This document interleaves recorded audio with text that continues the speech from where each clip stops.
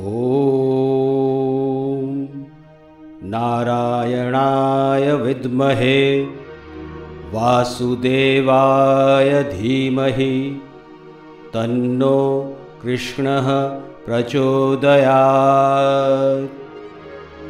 संपूर्ण भारत की संस्कृति में, कला साहित्य में, उत्सव त्योहारों में रचा बसा है विष्णु का 8वां अवतार कृष्ण। कहीं कान्हा और कन्हैया तो कहीं श्रीनाथ, कहीं गुरुवायूर तो कहीं द्वारकाधीश, कहीं जगन्नाथ तो कहीं विठोबा, कहीं पार्थ सारथी तो कहीं गोपाल। अनेक नाम से जनमानस में विराजते हैं कृष्ण। कोई बाल रूप में अष्टयाम सेवा करता है, किसी के लिए वे सखा रूप हैं।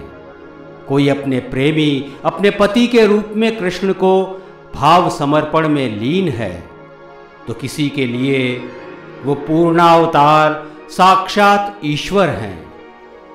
कोई अष्टछाप के कीर्तनों से सस्वर आराधन करता है, कोई अष्टपदी लिखता है, मधुराष्टक से दिव्य स्वरूप का बखान करता है।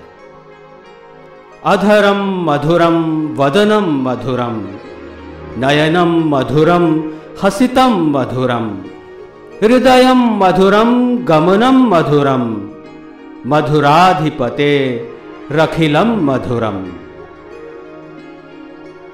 भद्र अर्थात कल्याण प्रदान करने वाले भाद्रपद मास के कृष्ण पक्ष की अष्टमी की मेघाच्छन्न अर्ध निशा को जैसे प्रकृति ने संपूर्ण कलुष को मूर्त रूप दे दिया हो, ऐसे घोर अंधकार में मथुरा के राजा कंस के कारागृह में प्राकट्य हुआ श्री कृष्ण रूपी चंद्र का। अष्टमः कृष्णः परमात्मा, सर्वसमर्थ 16 कलाओं से संपन्न पूर्ण लीलावतार। देवकी वसुदेव के पुत्र के रूप में जन्म लेकर नंद बाबा यशोदा की गोद में पले बढ़े श्री कृष्ण जीवन पर्यंत लीला करते हुए लोक मंगल के लक्ष्य की पूर्ति करते रहे। गोकुल की गलियों में, वृंदावन में और यमुना तट पर माखन चोर नंदलाल की बाल क्रीड़ाएं गोप गोपियों का मन मोहती रहीं।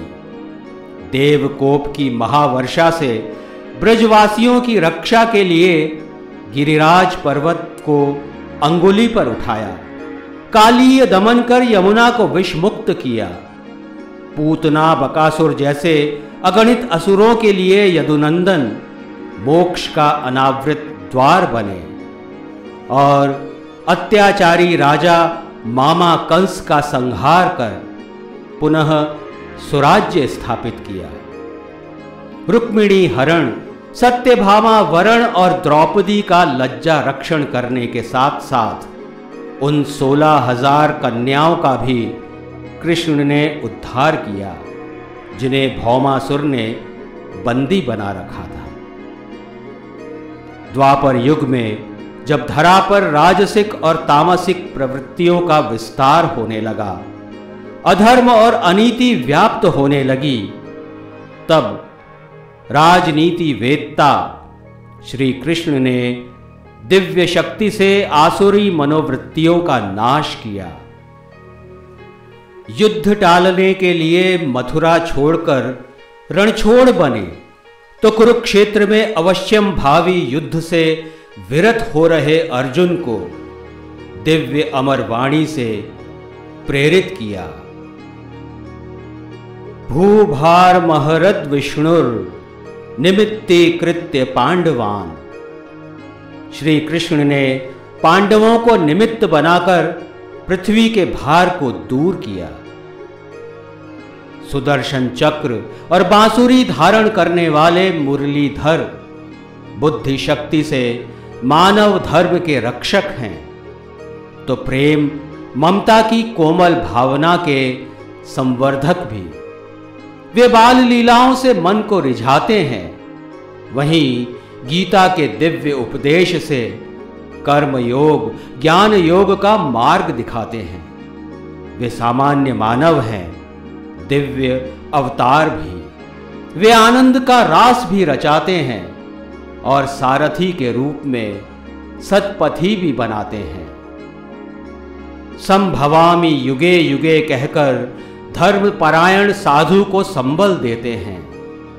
कर्मण्येवाधिकारस्ते इस संदेश से निष्काम कर्म की प्रेरणा देते हैं।